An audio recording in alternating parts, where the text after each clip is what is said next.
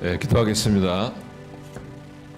주님, 다시 한번 2022년 이 희망의 새해를 열어주심을 감사드립니다. 2022년 넘어와서 이 새해 첫 번째 또 우리 기도회를 우리 금요기도회로 모이게 하심을 하나님 감사를 드립니다. 성령님께서 예배를 주관하여 주시옵시고 우리 영의 눈을 활짝 열어주시옵시고 우리가 온 통전적인 존재로 우리 성령님의 임재, 우리 하나님의 임재 안에 쉼을 얻고 회복을 얻고 다시 한번 주의 성령으로 충만해지는, 은혜로 충만해지는 예배로 인도하여 주옵소서. 예수님의 이름으로 기도합나이다. 아멘. 자, 우리 말씀 보겠습니다. 우리 마가복음입니다. 마가복음 우리 지난주 14절부터 14절에서 20절까지 14절에서 20절까지입니다.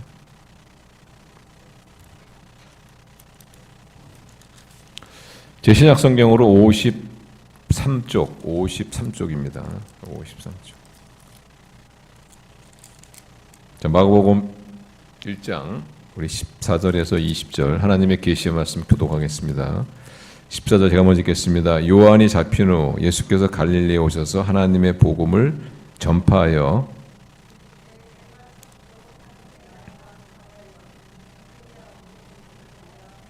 갈릴리 해변으로 지나가시다가 시몬과 그 형제 안드레가 바다에 그물 던지는 것을 보시고 그들은 어부라.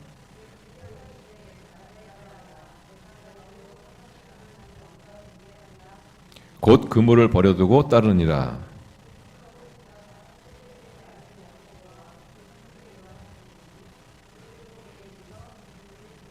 20절 가시겠습니다. 곧 부르시니 그 아버지 새벽 품꾼들과 함께 배에 버려두고 예수를 따라가니라. 아멘. 거기 14절 보시면은 요한이 잡힌 후 예수께서 갈릴리에 오셔서 하나님의 복음을 전파해요. 요한이 잡힌 후에 이제 예수님께서 본격적으로 공적 생애, 공개적인 그런 사역을 시작하시죠. 요한이 여기서 왜 잡혔냐면은 요한이 선지자 노릇할 때 그때 이 땅을 다스리는 왕이 누구였냐면 헤롯 왕입니다. 헤롯 왕. 근데 헤롯 왕이 좀 도덕적으로 좀 보통 문제가 많은 사람이 아니에요. 그래서 이 헤롯 왕이 그때 그 부인이 누구였냐면 자기의 동생의 부인이었는데 자기의 동생의 부인을 뺏어와 가지고 자기의 그냥 그 부인으로 삼아버린 있을 수도 없는 그런 일을 한 것이죠. 물론 워낙 이제 왕이니까 파워가 있으니까 아무도 뭐라고 말을 못하는데 이 침례 요한은 그냥 넘어갈 사람이 아니잖아요. 침례 요한이 나서 가지고 이게 무슨 짓이냐? 에게 그 아내를 돌려줘라. 이렇게 했다가 그냥 밉보여 가지고 옥에 갇히게 된 겁니다. 옥에 갇히면서 이제 예수님께서 본격적으로 사역을 이제 시작하시죠. 사역을 시작하시면서 사실 첫 번째 복음이 이 사역이 뭐냐면은 하나님의 복음을 전파해요. 하나님 나라가 가까웠다. 그리고 15절 보시면 이르시되 때가 찼고 하나님의 나라가 가까웠으니 회개하고 복음을 믿으라 하시더라. 하나님 나라가 가까웠으니 회개하고 복음을 믿어라. 이렇게 말씀하십니다. 자, 이 사역을 이제 본격적으로 시작하신 것이죠. 결국은 하나님께로 돌아와라. 하나님 나라가 이미 시작되었다. 하나님께로 돌아와라. 복음을 믿어라. 이 사역을 시작하시면서 예수님이 하신 그 중요한 일이 뭐냐면 제자를 부른 겁니다. 뭐 제자지만은 좀 달리 표현하면 동역자, 코워커, 동역자를 갖다 부르는 것이죠. 그래서 예수님께서 사역 시작하시면서 제일 먼저 하신 것이 뭐냐면은 이 동역자입니다. 동역자. 예수님의 이 전략을 우리가 좀 눈여겨볼 필요가 있죠.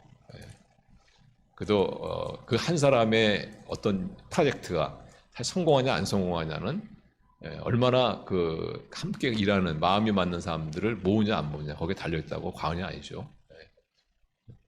우리가 지금도 주님의 사역하는 데 있어서 이 동역자 의식이 대단히 중요합니다. 화려한 솔로는 사실상 기독교에서는 별로 이렇게 크레딧을 안 줍니다. 화려한 솔로. 화려한 솔로는 잘 안 돼요, 사실. 누가 훌륭한 사람이냐? 같이 동역할 수 있는 사람. 예수님께서도 예수님 뭐가 부족하겠어요? 근데 예수님께서 동역자를 부르잖아요. 제자를 부르지 않습니까? 하물며 우리는 더 그런 동역자가 필요하지 않겠습니까? 그래서 예수님이 제자를 부르시는데 우리가 이제 예수님의 제자 그러면은 탁 떠오르는 생각이 좀 신난다 이런 것보다는 부담된다. 그래서 어떤 분에게 예수님의 제자가 되십시오 이러면은 물론 좋습니다. 영광입니다. 이렇게 하시는 분도 있겠지만은 그러나 이제 대다수의 분들이 좀 부담스러워하는 뭐 제자가 된다는 것은 뭐 특별한 훈련도 받아야 되고 물질도 드려야 되고 또 시간도 드려야 되고 뭔가 내 자신을 갖다 헌신해야 된다는 그런 어떤 생각에서 굉장한 어떤 부담으로 느끼죠. 그래서 내가 예수님 믿는 거는 믿겠는데 제자가 되라는 얘기를 하지 말라 이러신 분도 있어요. 그런데 예수님의 제자, 예수님을 믿는 거나 예수님의 제자가 되는 건 똑같은 겁니다. 그 분리할 수 있는 게 아니다. 근데 물론 이제 우리 기독교 용어를 잘 이해하지 못하셔가지고 좀 이제 분리하는 것 중에 하나가 뭐냐면 예수님 믿는 거하고 성령 받는 거를 다르게 생각하시는 분이 있더라고요. 예수님 믿는 거하고 성령 받는 거 이건 좀 다른 것이다, 별개의 것이다 이렇게 생각하시는데 예수님 믿는 거하고 성령 받는 것은 같은 겁니다. 같은 거예요. 우리가 예수님을 나의 주님으로 나의 구세주로 영접한 순간 어떻게 해요? 성령이 오신단 말이죠. 성령이 오신단 말이죠. 그러니까 우리가 예수님을 나의 주님으로 영접하면은 성령님이 오시지 말라고 해도 오세요. 성령님이 오시게 되어 있어요. 성령님이 오시게. 예수님 믿는 거나 성령을 받는 거, 성령님을 모시는 거는 똑같은 겁니다. 그것 또한 어떤 분은 예수님 믿는 거하고 거듭나는 거, 이걸 또 달리 생각하시는 분이 있어요. 이것도 같은 겁니다. 예수님 믿는 순간에 성령이 오시죠. 그래서 예수님 믿는 거나 성령을 받는 거나 똑같은 것이고, 성령님께서 오셔서 어떻게 해요? 오시는 성령을 받는 순간에 우리가 어떻게 해요? 거듭나는 겁니다. 거듭나는 거예요. 본어게인.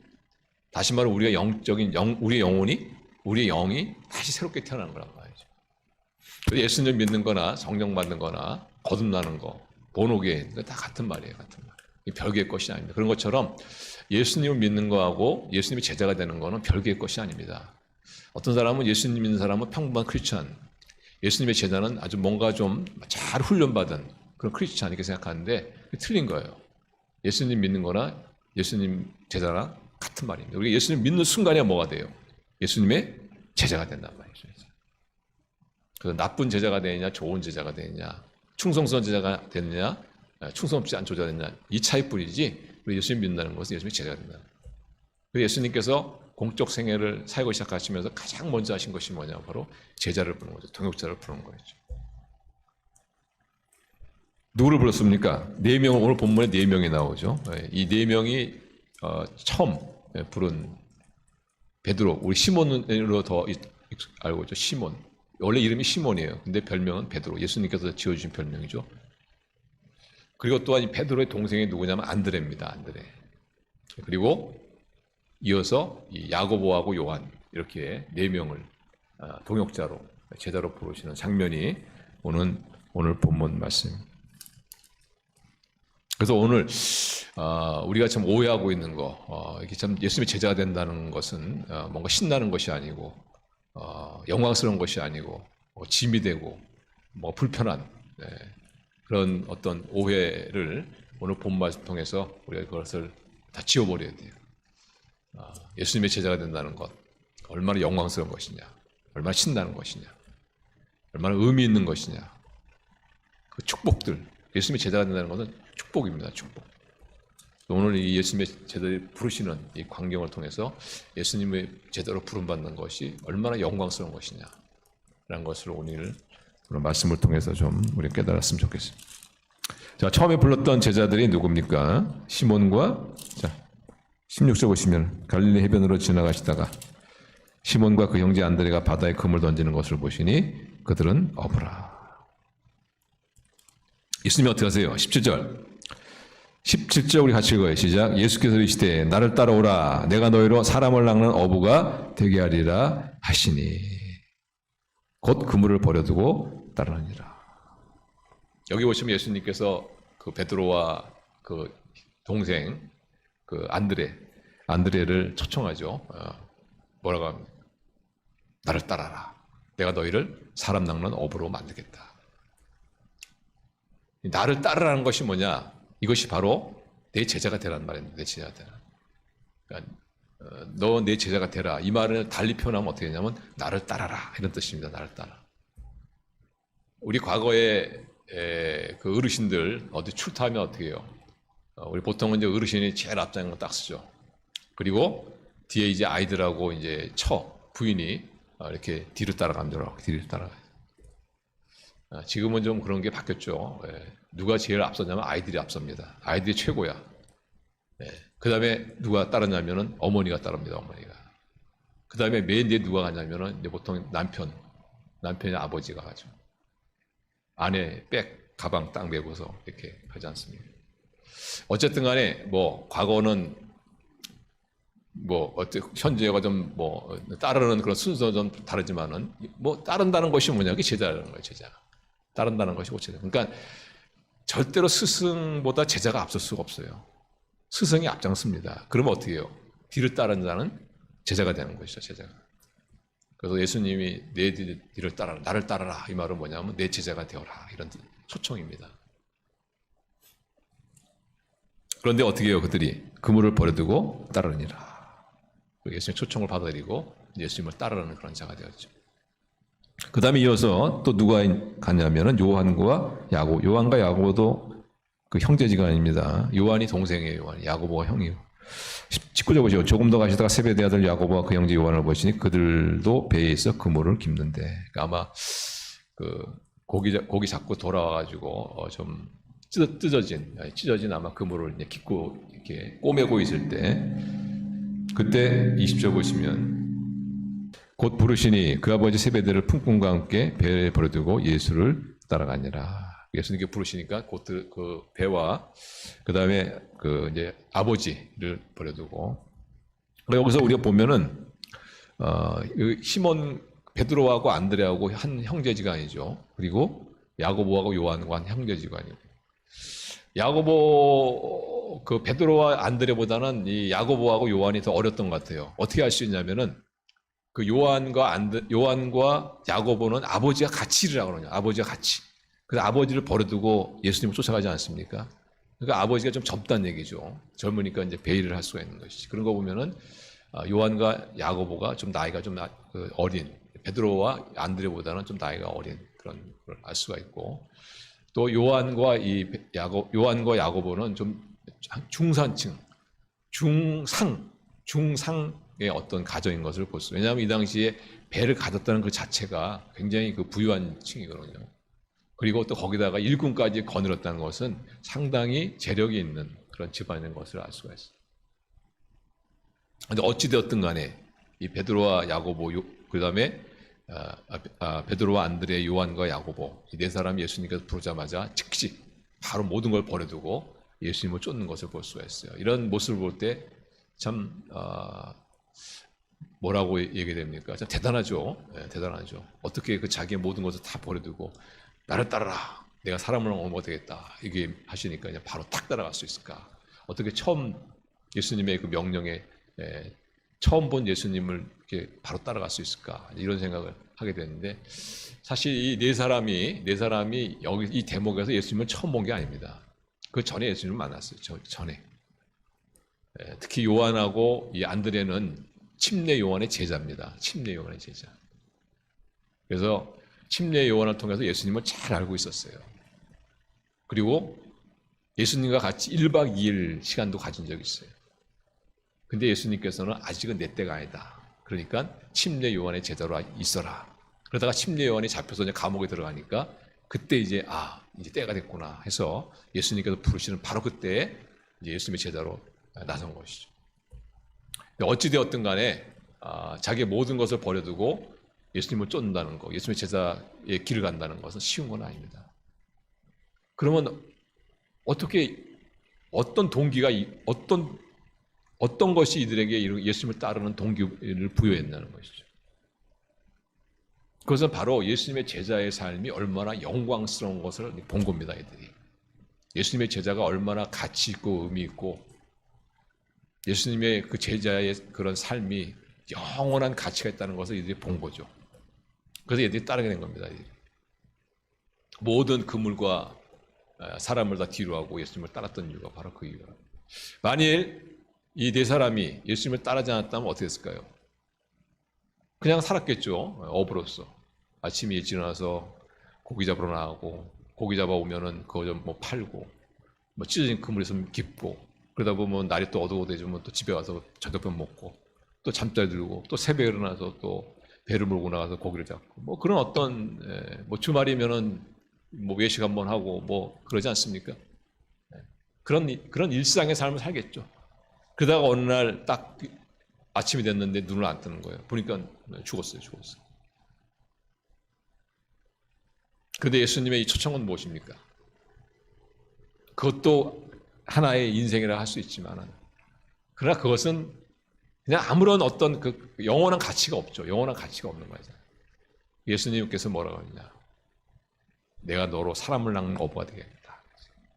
내가 하나님의 너를 통해서 이 구원의 생명, 구원의 역사 이것을 펼치고 너를 통해서 내 이웃에 산 사람들이 예수 그리스도를 만나고 영원한 생명을 얻고 또 그의 후손들이 또 예수 그리스도를 만나고 영원한 생명을 얻고 이런 어떤 영원한 가치가 있는 일이죠. 영원한 가치가. 그 일에 이제 그 영원한 가치를 본 것이죠. 그래서 이들이 그 모든 것을 아주 미련 없이 버려두고 예수님을 쫓은 것을 볼 수가 있습니다. 그래서 예수님의 제자가 된다는 것은 우리의 가진 것, 우리의 삶이라는 것은 다 여기서 끝나지 않습니까? 그러나 예수님의 제자가 되는 것은 우리의 모든 이 삶이 영원으로 다 영원한 가치로 다 연결이 되는 것이죠. 제자들이 이걸 본 거죠. 그러니까 우리 예수님의 제자가 된다는 것은 부담이나 어떤 짐이 아니고 아주 영광스러운 거죠. 우리 주님의 부르심은 야 너희들의 삶이란 것은 이 땅에서 그냥 아무런 의미 없이 그냥 모든 것을 다 그냥 놓고 가는 그런 어떤 빈탕 인생이 아니라 이 땅의 삶을 통해서 복음을 증거하고 하나님 일꾼으로 쓰임받고 그 사람들로 하여금 영원한 생명을 얻는 사람을 낳는 어부 그 가치를 본 것이죠. 가치를. 그래서 이들이 어떻게 해요? 미련 없이 그물과 그 아버지와 일꾼들을 두고 따르는 것을 볼 수가 있습니다.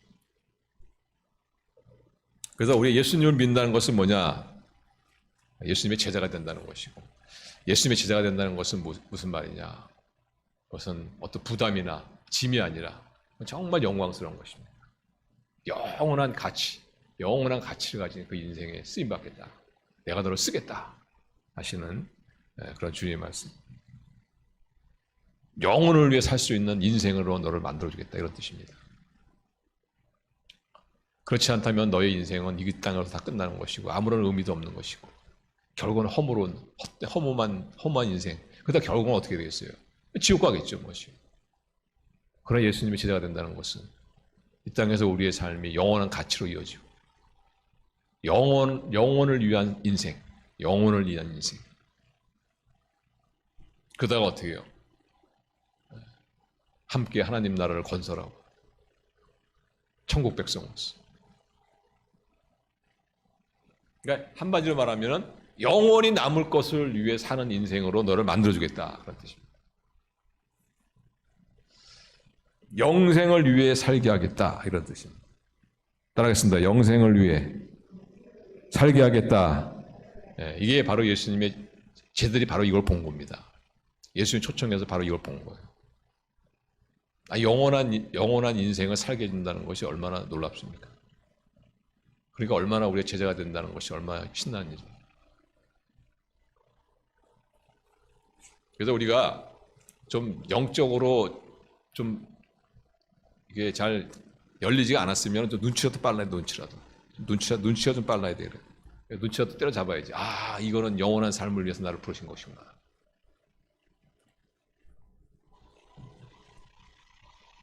만일 이들이 예수님의 부름을 초청을 거부했다면 어떻게 했을까요?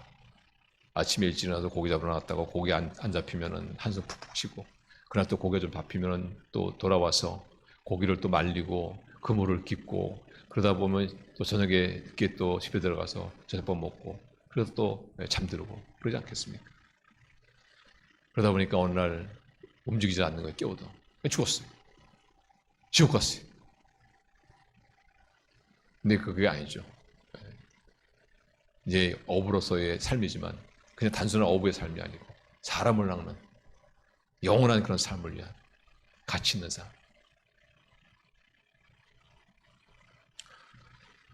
그리고 정말 이 제자들은 수지만 사람들 아닙니까? 예수님의 제자로서의 그 수지만 삶을 하죠. 지금도 이들을 위해서, 지금도 우리 베드로가 어떤 사람인지 베드로를 놓고 주제를 놓고 설교하기도 하고 요한을 놓고 설교하기도 하고 그런 유명한 사람이 됐죠. 이스라엘하고 우리나라하고 아주 그냥 거의 반대편, 지구 반대편이잖아요. 그런 전혀 모르는 이 한국 사람이 바로 베드로의 이야기라고, 요한의 이야기라고, 안드레의 이야기라고. 이 사람들은 정말 아주 수지 많은 사람들이죠. 수지 많은 사람. 그러니까 이게 예수님의 제자의 삶을 산다는 것은 수지 많은 삶. 하나님 나라에 다 우리의 이름들이 기억되어지는.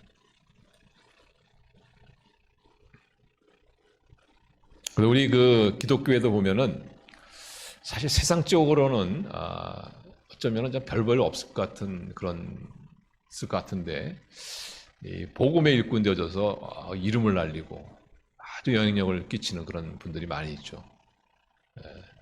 그분들도 마찬가지죠. 아주 수지 많은 사람들, 수지 많은 사람. 예수님의 제자가 된다는 것, 따라서 예수님의 제자가 된다는 것은, 예수님의 제자가 된다는 것은 수지 많는 것이다. 수지 많는 겁니다.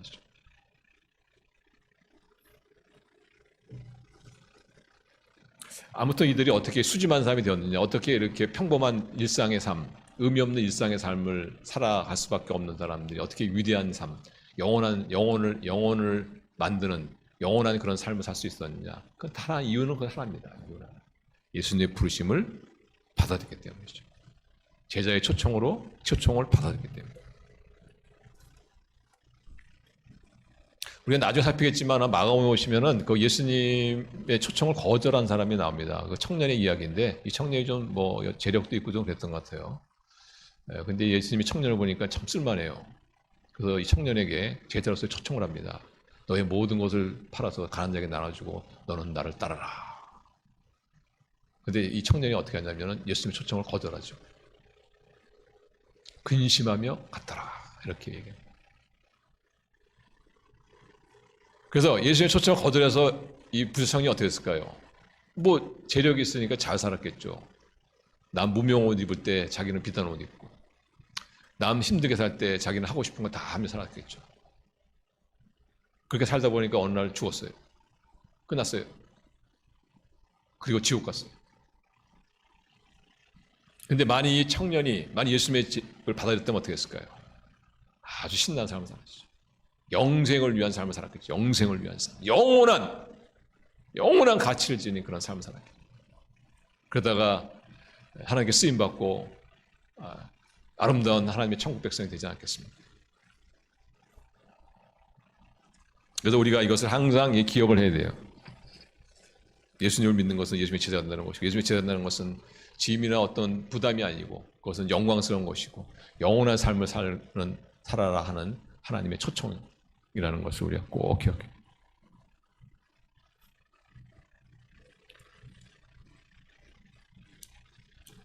그리고 예수님께서 이런 말씀하셨죠.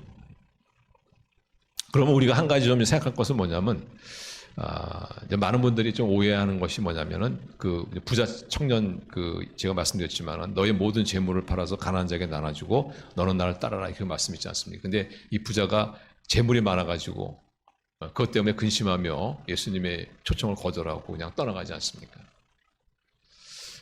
그러면은 이제 이 청년의 이야기 때문에 그러면 예수님의 제자로서 내가 산다는 것은 나의 모든 직업을 다 포기하라는 얘기냐 이렇게 이제 생각하는 경향이죠.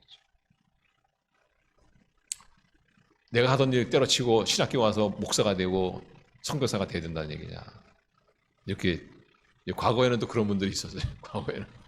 과거에는 예수님의 제자가 된다는 것은 자기 직업 다 버리고 제자들이 버렸던 것처럼 어부회를 버렸던 것처럼 버리고 그리고 뭐 신학교 와서 공부해가지고 뭐 주의 종이 되는 것이다. 이렇게 해서 또 신학교 간 사람들이 꽤 있습니다. 근데 그런 뜻이 아니에요. 그런 뜻이 아닙니다. 아마 열이면은 9개, 열이면 9개는 예수님께서 어떤 의사가 이제 예수님 믿고 예수님의 제자가 되었단 말이죠. 그러면 그 의사라는 직업을 그만두고 신학교 가서 공부해가지고 목사나 선교사 되라는 것이냐, 그런 게 아닙니다. 하나님은 뭐라고 하시냐? 너 의사를 계속해라. 그러나 너는 나의 제자다. 제자의 의식을 가지고 의사를 계속해라. 여러분, 의사를 전도하기 가장 좋은 사람, 가장 잘 전도하는 사람이 누구겠습니까? 의사입니다. 의사. 왜? 의사에 가지고 있는 그런 고민, 걱정 이런 걸 알기 때문에. 30대는 누가 제일 전도하느냐? 30대가 제일 전도를 잘해요. 그래서 이 교회도 보면은 평균 연령이 거의 좀 이렇게 비슷해요. 평균 연령대가. 뭐 이게 좋다 나쁘다는 뜻이 아니고. 그렇기 때문에 예수님께서 내가 어떤 짭을 가지고 있는데 나를 불렀다. 그것은 그 짭을 포기란 얘기 아닙니다. 포기란 얘기. 그 직업을 계속 해라 말이지. 그러나 제자 의식을 가지고 하라는 겁니다. 제자 의식을 가지고. 이제 너의 직업은 너의 것이 아니고 하나님의 것이고, 그리고 그 직업을 통해서 복음을 증거하고 사람을 낚는 어부, 이런 어떤 제자 의식을 가지고 그 일을 하라는 것이죠.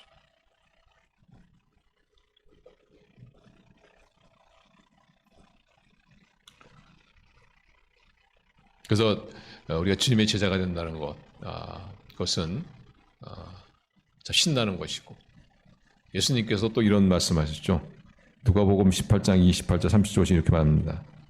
이 사건은 부자가 예수님의 초청을 거절한 다음 바로 일어난 사건이거든요. 거기서 베드로가 이렇게 말해요. 읽어드릴게요. 베드로가 여짜오되 보옵소서, 우리가 우리의 것을 다 버리고 주를 따랐나이다. 이르시되 내가 진실로 너에게 이르노니 하나님의 나라를 위하여 집이나 아내나 형제나 부모나 자녀를 버린 자는 현세에 여러 배를 받고 내세에 영생을 받지 못할 자가 없느니라 하시니라. 그러니까 이 제자의 삶, 여기는 하나님의 놀라운 보상이 있다는 것이죠. 그렇다고 해서 그 아내나 그 아내를 버렸어 내세는 아내를 열선을 받는 이런 뜻이 아닙니다. 아주 부유한 삶, 풍성한 삶, 하나님의 은혜가 충만한 그런 삶, 그런 삶을 보상에 대한 그런 약속의 말씀입니다. 그래서 결론은 우리의 제자가 된다는 것은 영광스러운 것이고 수지 맞는 것이고 그리고 하나님의 보상에 따르는 것이고, 우리 그 부부도 전 마찬가지인 것 같아요. 부부도 이렇게 같이 복음의 예수님의 제자가 되어서 동역자가 되면은 사실 더 할 말도 많아지고 말이죠. 왜냐하면 공통 대화거리가 있으니까. 이렇게 식당에서 어떤 음식점에서 이제 그 커플이 부부인지 아니면 사귀는 사람인지 알 수 있는 방법이 있다고 합니다. 그 식당에서 남녀가 열심히 이야기를 하면은 거의 연애하는 사람들. 그런데 좀 약간 결혼 생활 한 사람들, 이런 사람들은 식당에서 어떻게 하냐면은 별로 얘기를 안 합니다. 뭐 하느냐? 주로 먹는 거. 열심히 먹어요. 열심히 먹으면서 가끔 얘기하고. 근데 부부 생활을 오래 한 사람들은 특징이 뭐냐면은 아예 그냥 얘기도 안 하고 그냥 다 핸드폰 보고, 아니면 신문, 남자 신문 보고, 여자는 다른 것도 보고. 그런데 이들이 예수님의 제자가 되지 않습니까? 그러면 공통 화제거리가 생긴 거야. 그러면서 또 서로 많은 그 하나님 나라에 대한 이야기도 나누고, 신앙적인 이야기도 나누고, 제자의 삶에 대한 이야기도 나누고. 그러니까 관계가 더 풍성해지는 것이죠. 그래서 예수님의 제자가 되는 것은 이렇게 관계가 풍성해지고 하나님의 보상이 따르고, 우리 자녀들 또 하나님의 제자로 잘 또 이렇게 양육하려고 하면은 또 우리가 사업장, 이것도 하나님이 나에게 맡기신 것이다. 이 사업의 장을 또 하나님의 뜻에 따라서 제자의 어떤 그런 의식을 가지고 하게 되면은 하나님 또 그 사업의 장을 책임지지 않겠습니까? 그 사업의 장이 망하면 하나님이 손해 아니겠어요? 하나님 건데. 그러니까 하나님께서 그분도 책임져 주시고. 그래도 우리가 제자의 삶을 산다는 것, 이거 얼마나 영광스러운 것인지, 얼마나 수주받는 것인지, 영원한 삶을 산다는 것. 모두가 일시적이고 이런 허무한 이 세계에서 영원한 이 삶을 산다는 것, 얼마나 우리에게 참 큰 감사입니다. 거기에 또 하나님의 보상이 반드시 따르고, 하나님 나라 의를 구하라, 그러면 이 모든 것을 너에게 더하시리라, 이 하나님의 약속이 따르고, 또 우리의 관계도 우리 주님의 그 사역에 대한 그 공통분모가 있기 때문에 더 풍성해집니다.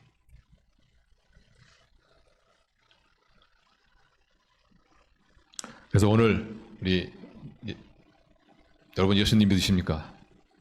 예, 여러분 예수님의 영광스러운 제자입니다. 나는 영광스러운 예수님의 제자다 하는 이런 정체성. 야, 나는 정말 복받은 사람이다. 나는 수지 맞은 사람이다. 나는 하나님의 책임 아래에 있는 사람이다. 내가 하는 이 모든 것은 다 나의 것이 아니라 하나님께 맡기신 것이다. 그렇기 때문에 거기는 하나님의 명예가 걸려있다.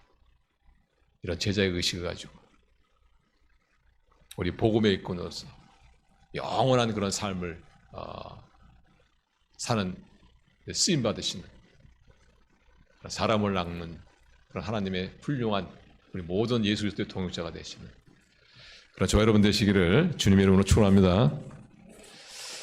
기도하겠습니다.